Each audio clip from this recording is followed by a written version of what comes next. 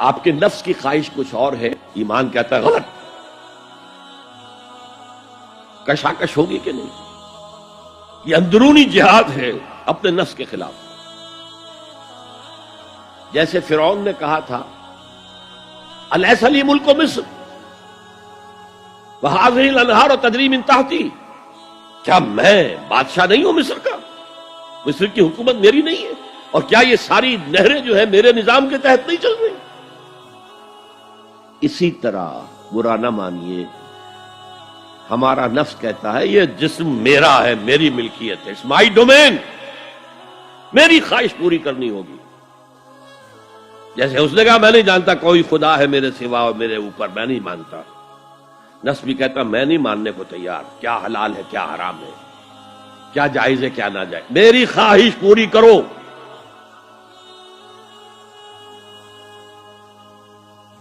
اس کے خلاف جہاد، یہ پہلی منزل کا جہاد ہے. اور آپ کو معلوم ہے 3 منزلہ عمارت ہے، تو بلند ترین تو ہے تیسری منزل، اہم ترین ہے پہلی منزل.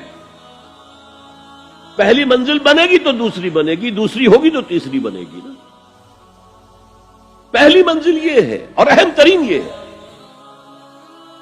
اسی لیے مولانا روم نے کہا نفس ماں ہم کم ترس فرعون نیست، میرا نفس بھی فرعون سے کم نہیں ہے، لیکن ایراعون نیست، اس کے پاس لاؤ لشکر تھا، اس نے زبان سے بھی کہہ دیا تھا انا ربکم الاعلی، میں ہوں خدا. میرا نفس بیچارہ اس کے پاس کوئی لاؤ لشکر نہیں، زبان سے تو یہ کچھ نہیں کہتا، اندر یہی کہتا میں بادشاہ ہوں اس وجود کا، میری مرضی پوری. اسٹرگل اگینسٹ دس بیسر سیلف، ایک سیلف ہے اونچی سیلف، خودی، انا، ایگو، اور ایک ہے یہ بیسر سیلف، یہ ہماری جبلتیں جو اندھی بہری ہیں، جو حلال اور حرام سے انہیں کوئی غرض نہیں، ان کے خلاف جہاد کرنا. آپ نے فرمایا صلی اللہ علیہ وسلم المجاہد من جاہد نفسہ، اصل مجاہد وہ ہے جو اپنے نفس کے خلاف جہاد کر سکے. تمہارے اندر یہ دشمن تو بیٹھا ہوا ہے، تکڑا ہے، تمہیں کنٹرول کر رہا، چلے آؤ باہر کے دشمنوں سے جہاد کرنے کے لیے. تم نے تانگے کو گھوڑے کے آگے باندھ دیا. اور ایک دفعہ حضور سے پوچھا گیا ای الجہاد افضل یا رسول اللہ، اے اللہ کے رسول سب سے افضل جہاد کون سا ہے؟ فرمایا ان تجاہد نفسک فی طاعت اللہ، اپنے نفس کے خلاف جہاد کرو، اسے اللہ کا مطیع کرو. یہ جو اندر کی کشمکش ہے، کشاکش ہے، یہ جہاد فی سبیل اللہ کا نقطہ آغاز، اللہ کا مطیع بنانا ہے نفس کو. اس کے ساتھ 2 سب لیول اور ہیں. اس نفس کو بھڑکانے والی ایک قوت ہے انویزیبل، اور ویزیبل بھی ہے. انویزیبل قوت سب سے بڑی ابلیس، شیطان، لعین، اور اس کے چیلے چانٹے جنات میں سے.